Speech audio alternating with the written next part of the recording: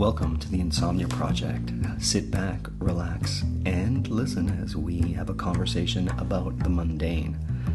One thing that we try to promise is that our conversation will be less than fascinating so that you can just drift off.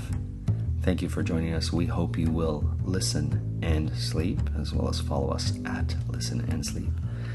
I'm your host, Marco Timpano, and joining me on this episode is Paul Aflalo. Did I get that right? I was going to make fun of you and everything, but don't you? Please. No, you don't, because you got it right. Okay. Thank you. You know, it's interesting to look at your last name and then to say it, because it's like, oh, am I going to get it right? Because immediately I want to go into pronouncing your name with an Italian flair because of the vowels that are in it, right? I had a French teacher who used to do that in high school and wanted me to be Italian, and I was like, no, I'm sorry. But it doesn't it doesn't look Italian. It looks more Portuguese. That's why I asked you if you're Portuguese. You're also missing an L in your spelling. Oh, is there two L's? Yeah, Aflalo. Aflalo. Yeah. There you go. See, I did. So if people want to follow you, it would be at Paul Aflalo. Yeah, that's right. Aflalo spelled AFLALO. There you go. There you go. All one word there on the Twitter. I'm not active on Twitter. I am when I feel like tweeting. Fair enough. Well, I want to talk to you about podcasting. Okay. Because you are a producer. Yes. A podcaster. Yes. You have a podcasting network, if I'm not mistaken. Mm-hmm. What exactly is a podcasting network for our listeners who don't know what a podcasting network? If you don't know what a podcasting network is, I want to make fun of you for it a little bit, but I won't. It's just a place where we produce a bunch of different podcasts under one name. So No More Radio produces a bunch of different podcasts. So No More Radio is your podcast network's name? Yes. And people can follow you at No More Radio. Yeah. If they want to know more about your podcasting network. Yes. Oh, look at this. Oh, look at that. The pennies are dropping, Paul. I know. The pennies are dropping. They can also go to nomoreradio.com. I was really surprised that wasn't taken when we started the network. Isn't that awesome when you find what... Because what's funny is the Insomnia Project.com was taken, as was InsomniaShow.com was taken. No, that's not right. This is the Insomnia Show. Nitty's in the background. I am enjoying this tremendously. Nitty reminds me a few years ago, I did these visuals for Joey Elias, who's a stand-up comedian in Montreal. And he was doing this one-man show, and he was like, we want visuals in the background. I'm like, what? And he's like, in Indiana Jones, the airplane and all that. I'm like, sure, I can make all those things happen. And he's like, okay, so we're going to have you on headset with the director who's going to guide you as pull you through the show. And I'm like, okay, let's do that. And Joey got on stage. And Joey is one of those stand-up comedians who he doesn't follow rules. He just interacts with the audience mostly. Right. So he'll be like going on script, and then all of a sudden he went somewhere else. Right. And that would drive like my director Sarit crazy. I'd have her on the headset. She goes, I don't know where he is now. It's not even in the script, not even in the notes. We printed out the notes. They're on the stage for him, but he's not doing anything. Nitty reminds me currently of that director Sarit. Amazing. She's like, Marco, what are you doing? It happens all the time. Does it? Mid-sentence, sometimes I'll just see her and I know I'm saying the wrong thing. Sometimes I'll convince her about things that are incorrect. Really? Yeah. Oh, yeah. Like, and does it work, Nitty? Does it work? I need a nod. Yes or no? Do you want us to know? She says no. So what got you into podcasting? An accident. Okay. I started off doing a radio show called Water Cooler Talk in 2007. I'm old, yes. So what got you into podcasting? Well, it was that radio show. So I did this radio show in 2007 at Concordia University's radio station, CGLO. Okay. And how it started was the program director of the station was a good friend of mine, my friend Katie. And she was like, we need new shows. And I was like, I'll do a show. And she's like, what will you do a show about? I'm like, I don't know, talk show. She's like, what are you going to talk about? And I'm like, stuff. What's it going to be called? I'm like, I don't know. Are you going to play music? Yeah. What kind of music? I'm like, you tell me. So I met with her, and she's like, okay, you can have a show. And then a person who became the program director, Brian, showed me how everything worked. Okay. And he came up with the name Water Cooler Talk. I'm like, all right, that's what it'll be called. And then I was doing that show for about 2 years. I started the new trend at CJLO called mornings. We woke up. I was teaching high school at the time. Okay. So I had to be. It was Wednesday mornings, and my Wednesday morning classes that I was teaching only started usually around 10 o'clock. So or sometimes 10, sometimes 9, 9:30. So I would have to be at school usually by about 9:15 at the latest. Now, lucky for me, the school I was teaching at was right across the street. Okay. So I started a trend doing a show at 8 o'clock in the morning. Oh. Yeah, they were shocked by this. Sure. They did not. I was like, so when are you going to do the show? I'm like, well, I'm teaching now, so I can't do an afternoon show anymore. So how about I do a show on Wednesday mornings at 8 a.m.? And their faces were like, what? We don't, that's not a thing. And I started a trend. Once I started doing it, other people started doing it. Oh, amazing. And then that show died. I killed it. Mm-hmm. Because it was such a random, we were talking about we talk about highway construction. I remember one episode where I brought in a friend of mine who was living in the Netherlands. Mm-hmm. And we were like, we're driving to the station. And he's like, what are we talking about? Like, I don't know. And we both like mundane things like construction and like how they're going to redesign highways. Right. Who likes that? Me and my friend Noah. It sounds like a perfect episode for the Insomnia Project. There you go.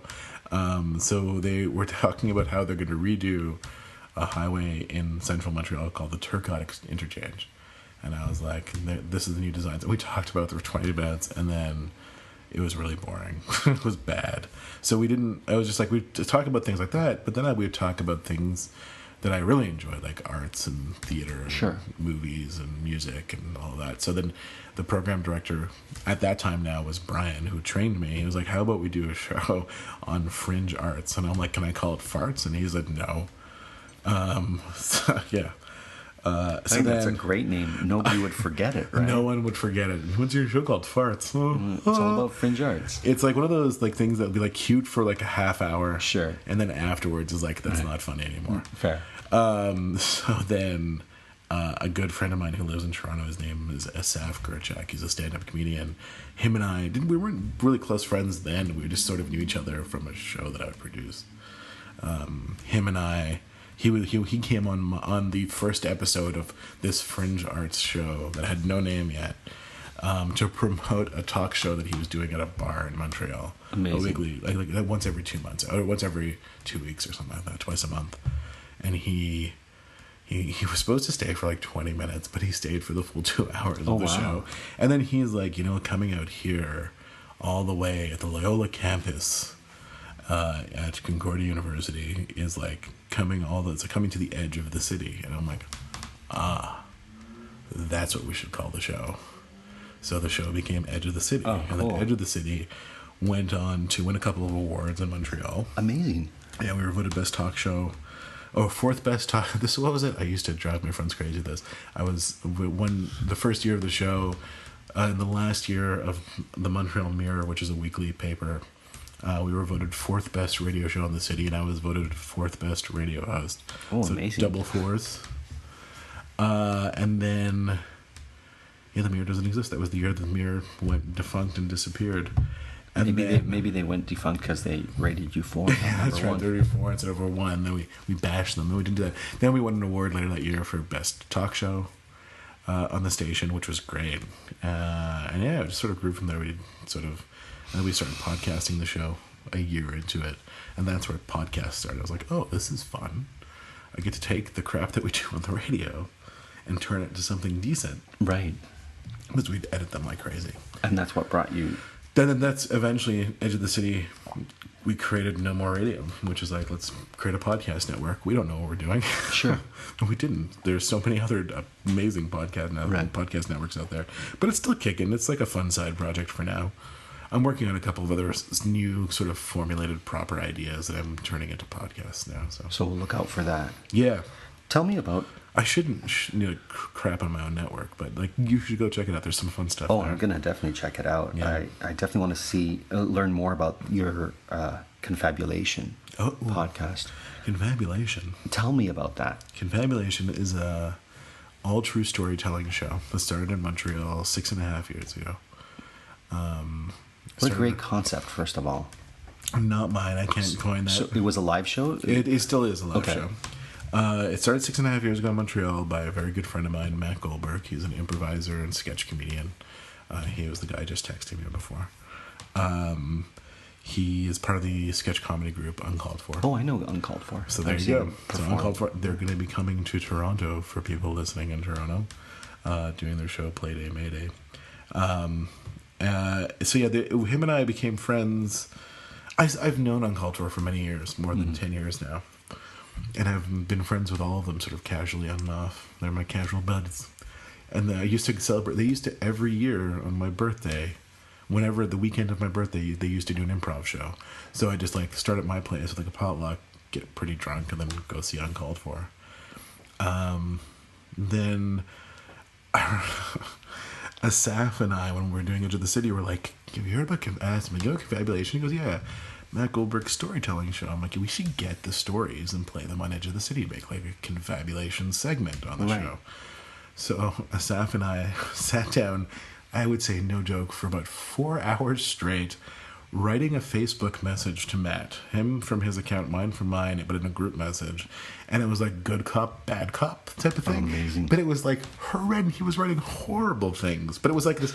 And Matt wasn't looking at it in real time. He saw the entire thread of us being idiots, essentially, for 4 hours. And then Matt was like, I think at some point I promised him sandwiches every week if he did the show. I was something absurd. I don't think I've ever given him a sandwich.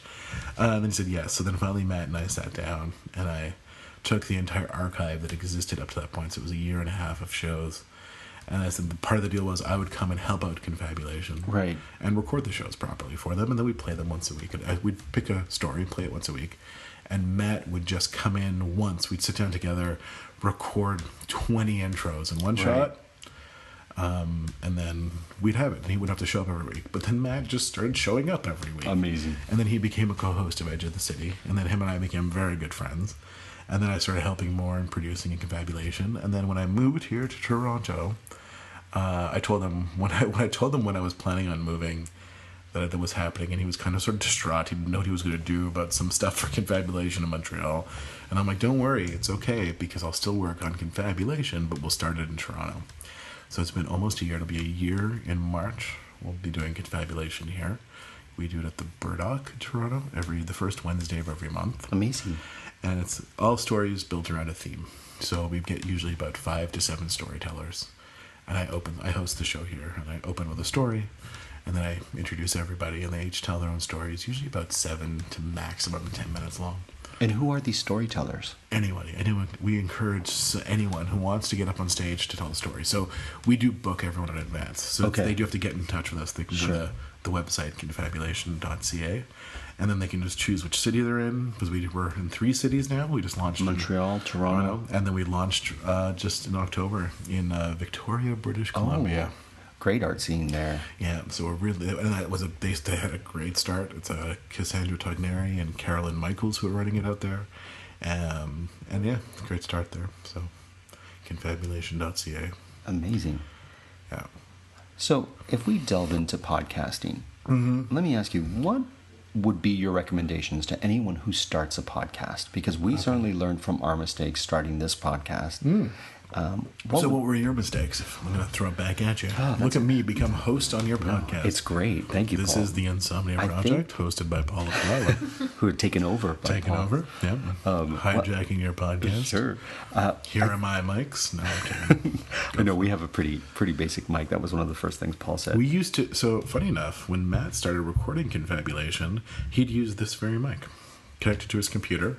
He'd have it in front of everybody on the stage. It ties into our mistake starting off, actually. So I wonder if Nidhi would say a different thing than I would, but we'll find out. She'll give us dirty looks as we do this, right? It would be the audio. So what happened was we were like, we need to have audio engineers. We need to have, really focus on the audio and make sure that it's perfect. And I'm just going to continue talking. I'm going to sort of stare at Nidhi while she cringes as you tell me this. She's producing in the background, which means a lot of faces and a lot of scribbling on paper happens. Faces are good for radio, guys. It's okay. So what would happen is we would have these audio engineers, and it was always difficult to get them coordinated with our guests. guests, and then it was difficult because they would have all this audio equipment that they'd set up, and it would take up a lot of room, and then it was difficult getting the material back from them. So it became this huge ordeal of syncing our schedules with audio engineers, getting the material back from the audio engineers, getting the quality that we expected from audio engineers. And audio engineers are, I don't know if you've noticed this, Paul, can be an odd bunch of people. Thank you. So it can be a challenge, and it was a challenge. And so at some point, and then we had to set up and then, Paul, we set up a studio in my basement, which required me to hang blankets everywhere as a sort of, you had this like maze of blankets you would have to get into, and then I had this lamp in there so that we could see, and the squeaky chair. It was a nightmare to record anything. And then finally I said, listen, to Nitty, we need to be able to control the audio and edit and record. And so we're like, let's just buy a mic, which is the one that you just saw here in front of us. Yeah, I'm looking at it right now. And let's just do it and sacrifice on any sort of audio issues we may have to allow us to just record and post our podcast. And so that's what we did. We cut out the middleman being the audio engineer. I'm laughing so hard because I have a friend of mine who is an audio engineer. He's a musician. He runs another show that I do. What's that show? He does the music. It's called Tales from the Black. An all true, quotation marks, sci-fi, fantasy, horror storytelling show. We had Nug from Illusionoid. I don't know if you're familiar with that. Yeah, I know Nug. So, Nug him and I met a few years ago at the Toronto Fringe Festival. A really nice guy. So this show, Tales from the Black, is created by Jocelyn Getty and Colin Munch. Jocelyn Getty. I know Colin Munch. Yeah. Jocelyn Getty's a great producer. She writes for TV. She's phenomenal. Just great comedy writer and a great writer in general, and a wonderful human being. Colin Munch I've known for years. He's also now part of Uncalled For. It has been for a long time. It's been a long time. Oh man, I'm old. And Colin he approached me about this show over a year ago. He's like, I'm starting this new all true, in quotation marks, sci-fi, horror, fantasy storytelling show, and we should turn it into a podcast. And I said yes. And then I moved here, and he's like, we're going to do it. Right. With my first week, I had a meeting with him, and we started planning it out. And the podcast actually launched a little while ago. And it was great. It's a fun little thing. So I'm losing trains of thoughts. No. But it's good. We live in a culture obsessed with dieting, weight loss, and exercise. And that can make eating disorder behaviors easy to miss. But the reality is, eating disorders are serious mental illnesses that take a major toll on your health and your life. But recovery is possible. Eating disorders are more common than you might think. Chances are you know someone who is struggling with one. Or maybe you're struggling yourself. If you're concerned about an eating disorder in yourself or a loved one, I want to introduce you to Equip. Equip is a fully virtual, evidence-based eating disorder treatment program that helps patients achieve lasting recovery at home. Every Equip patient is matched with a multidisciplinary care team that includes a therapist, dietitian, medical provider, and mentors. And you get a personalized treatment plan that's tailored to your unique goals and challenges. Equip treats patients of all ages and all eating disorder diagnoses. It's covered by insurance, and there's no wait list. If you think that you or a loved one could be struggling with an eating disorder, don't wait to get help. Visit equip.health to learn more. That's equip.health. Over 90 of the top 100 U.S. accounting firms trust Bill to handle bill pay processes. Why? Because our tools are built on over $1 trillion of secure payments. We're not just moving money. We're powering financial workflows for 500,000 customers. That's a level of expertise you just can't fake. Ready to talk with an expert? Visit Bill.com/proven to get started and grab a $250 gift card as a thank you. Terms and conditions apply. See offer page for details. Finding ways to be financially savvy is a smart move, and knowing you could be saving money for the things you really want, like that dream home or new ride, is a great feeling. That's why the State Farm Personal Price Plan can help you save when you choose to bundle home and auto. Bundling, just another way to save with the Personal Price Plan. Prices are based on rating plans that vary by state. Coverage options are selected by the customer. Availability, amount of discounts and savings, and eligibility vary by state. But yeah, so Tales from the Black recording. engineer. So yeah, Nick DeGaetano, who does the music for the show, he does recordings, and we've been recording in his basement. This is why I'm laughing a little bit. You guys said you had the audio engineer set up in your basement. You were under blankets, which is actually the right way to do things. Right. It was like we were in a fort. You were at a kid's fort. More like a yurt. Oh, because the blankets kind of had that sort of felty material. Ooh, so it was like we were in a it's yurt. Like soft. It's like my sweater that I'm wearing. I'm kind of liking it. What I would do. So what we do when we go and record, Colin hosts the show. So it's just him. So Nick has under like a wooden IKEA shelf that you can get for like $30. He took out like the middle shelves, just the top one and the bottom one. He has his mic stand set up with a pretty decent mic, and then set up blankets around it, and then makes these weird like sounds as like he puts the blanket over the person who's going to record, which is usually Colin. So that's his setup, but it works. So I understand why your audio engineer would set up blankets in a basement. No, I set up the blankets. Oh, you did? I did. I did the research. You and did I it was good. And we did it, and then the audio engineer would MacGyver I'll give you a little fist bump. Yeah. Give me your props here, buddy. Good for you. That's what you should do. So audio engineers, yes, are weird people. I include myself to be one of those, but we're also perfectionists. Sure. So if they were giving you crappy audio, they're not good audio engineers. Fair enough. But your little setup here, I kind of enjoy. Yeah. So, and that was the big thing was being tied to someone else when we wanted to record when we could, and post when we wanted to. Yes. So that proved to be difficult. So that was the best learning for us. Okay, so for me, the learning experience was. This is me admitting to these things, but the biggest, and I've said this to a bunch of people at this point, is being stupidly naive when we started No More Radio. We thought we knew everything, and we knew nothing. Sure. So it's like first, it's the marketing side of podcasting, and then not even that is like making sure your hosts do a proper job. And then it's tough because sometimes you're working with friends, right? And when you're honest with friends, they get really offended by it. Of course. So you have to be careful with stuff like that. And then other times it's making sure people do things properly. So I'm gonna out him on this right now. You can use a code name if you want. No, I want to out him. Okay. I think I've said this before in my podcast. Matt Goldberg, who hosts Confabulation, the podcast, because it's his show that he started. When we would do intros and outros and record things, he refused to work off a script. Oh, I see. He's like, no, I do better improvise. And then I remember one time, a very good friend of ours who was working on Edge of the City, that's when we were just a podcast. We were no longer a radio show. We left CGLO and we were recording out of my apartment in Montreal.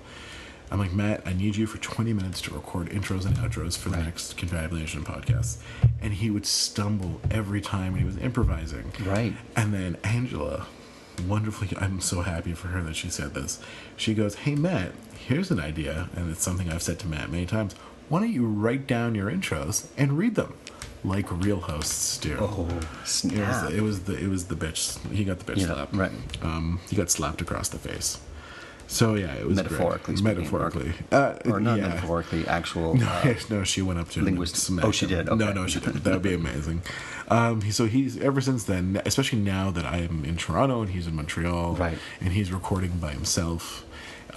He needs to write things down, and he knows he does. And I can tell by listening to the recordings that he sends me that he does. So those are our failings. For the recording side of it, mainly just because I have a bit of a technical background and I come from the film world, and audio is so key in the film world. I had a good sense of what we needed to make sure that when we were just doing podcasting, we're no longer at the radio station, to make the recordings great.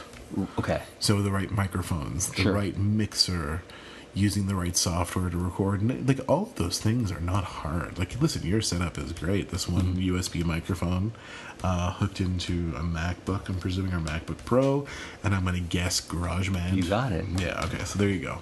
GarageBand is great software. It works really, really well. You can record individual tracks if you need to. And it works with all different types of microphones and USB stuff, so you can use those. You guys have the pop filters? Sometimes we do, sometimes they don't. Why? Because You forget them? No, they're difficult to set up, and I lost one of the little clamps, and I just found it. And sometimes we're like, it's too much hassle. I can't figure it out. I figured out a system of how I'm gonna MacGyver these into a better setup. You can MacGyver these with like drilling them together almost, and then having it hook around the microphone. Oh, this isn't coming up. Yeah, don't be here. touching our mic when we're recording. You can go around it and just sort of hook around, and you don't have to worry about the clamps. This is a good setup. Yeah, like that might be a better setup. So yeah, we'll discuss how I can do that after the show. Amazing. But then some of our other failings have been just sort of like what's interesting and what's not. Sure. When you're an arts and culture show, anytime we get big downloads, we're off of the live shows that we did. So we used to do these live podcast recordings. So we'd like a live show, people would come buy tickets to the show, and when you have 2 musical guests, a stand-up comedian, we'd bring in one of our favorite storytellers from Confabulation and have them tell a story. I feel like I'm missing something that used to happen in there. No, that was the show. So we'd open with, and we do interviews. We'd interview everybody. Amazing. So Matt would interview the storyteller. I would interview usually one of the musical guests. Asaf would interview some of the other ones. But when we first started doing those live shows, it was all 3 of us interviewing them, which was just a bad idea to begin with. Yeah, so just little things there. So to make a podcast good, ask yourself the following question. Oh, I love this. Here you go. You ready for it? Yeah, I might write this down. If the purpose of your podcast is to be interesting and innovative and fun for listeners, really think about your stories and what you're talking. What are your topics? And if they're not, if you're going to talk about the new Turcotte interchange and how it's going to redesign Montreal, make sure you're doing a podcast about architecture and design that will gear towards designers and not everyday people. Right. Because all everyday people care about is how much that new interchange is going to cost and ruin their commute. Right. That's it. So that's a key thing. Make sure it's interesting and you know what you're saying. And then 2, don't ramble. But in some podcasts, you just need to ramble. That's our motto. Ramble away. Ramble away. It's kind of nice. But yeah, sometimes you just can't. The rants are just boring. Sure. And then be prepared. Write notes down, which you guys already do. Mm-hmm. I see your notes, different colors and everything. I'm like, if I had an Hello Kitty pencil case, it'd be filled with. I would have every different color. Highlighters. Nidhi always laughs when I start writing things because I'll write in different colors and I'll underline and whatnot. But it allows me to sort of not have to worry. I can look on the page and know it's true. Nidhi, do you make fun of them for these things? She knows that when she comes to my house, usually I have 15 different colors in front of me. Mm-hmm. But it allows my brain to process quickly what I have, and I can go to things very quickly. Either that, or you're colorblind and don't realize you're doing it. I don't think I am. Okay. My brother-in-law is, but he insists that he isn't. He's not colorblind? He's like, I can see things, and my sister's always like... because there's different variations of colorblindness, right? Some people just can't see green. They can't see green in things, so then colors are distorted horrendously around that. Right. But some people just see the world in black and white. Some people only see red. Really? Yeah. I wonder what it's like to see more than rose-colored glasses. Mm-hmm.